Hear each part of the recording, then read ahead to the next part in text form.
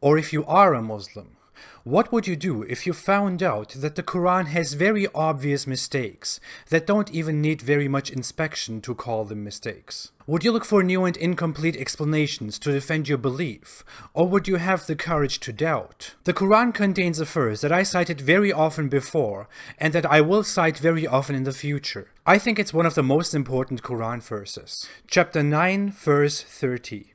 It reads, "The Jews say Ezra is the son of Allah, and the Christians say the Messiah is the son of Allah.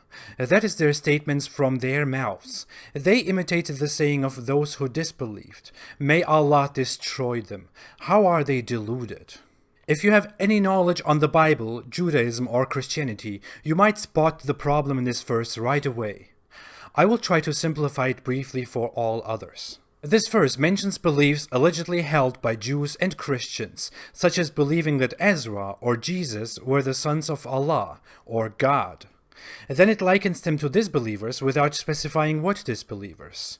Then, in a weird way, even though it's supposed to be the word of Allah itself, it says, "May Allah curse them," and calls them deluded. Other prominent translations deliver the same thing.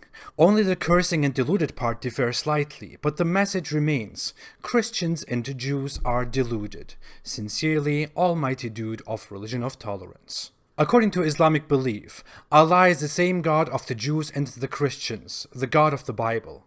And therefore, whenever the Quran says Allah, it means the God of the Bible too.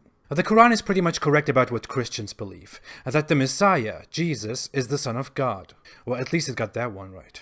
What it is not correct about at all is the first part of the verse, that Jews say Ezra is the son of Allah. This verse confuses everyone, even Muslims. So much that you can see Muslims online asking what this Quran verse is and what we are supposed to do with the weird information given in this Quran verse. So the Quran verse says Jews, not many Jews or some Jews. It says Jews. Apparently have no credible evidence at all to prove that any Jewish tribe ever held such a belief, that Ezra was the son of God. Muslims try to explain nowadays that some did, but there is no source to that. There is no evidence. And one of David Wood's boyfriends, the Apostate prophet, has basically said that the Quran is an error when it talks about Ezra being the son of Allah or the son of God.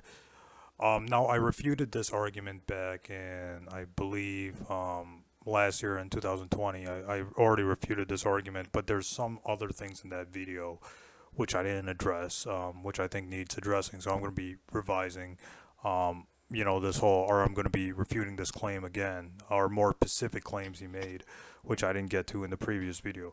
So basically, he makes 3 points. The points in that video he makes is the Quran is an error when it talks about Ezra being the son of Allah or son of God.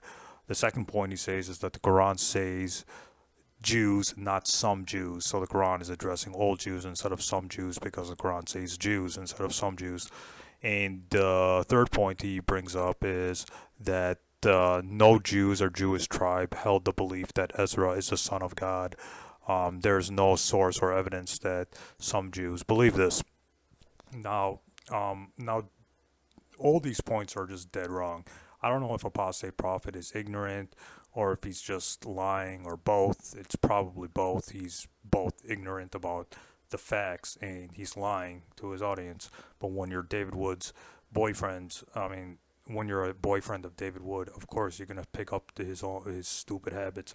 But anyways, it's wrong to say this because according to this book right here, Ibn Ishaq, according to this book, Ibn Ishaq, The Life of Muhammad by Ibn Ishaq, on page 269 of that book, it says there was a Jewish man named Salam ibn Mukram who actually did, and his group, his friends, his fellow Jewish friends or his fellow Jewish allies actually did believe that Ezra was the son of Allah or the son of God.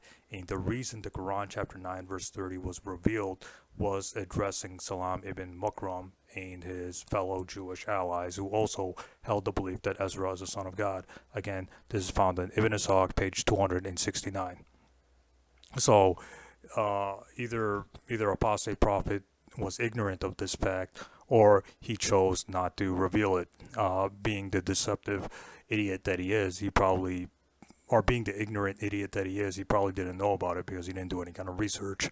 Then he attacks Muslim sources, saying they are not reliable.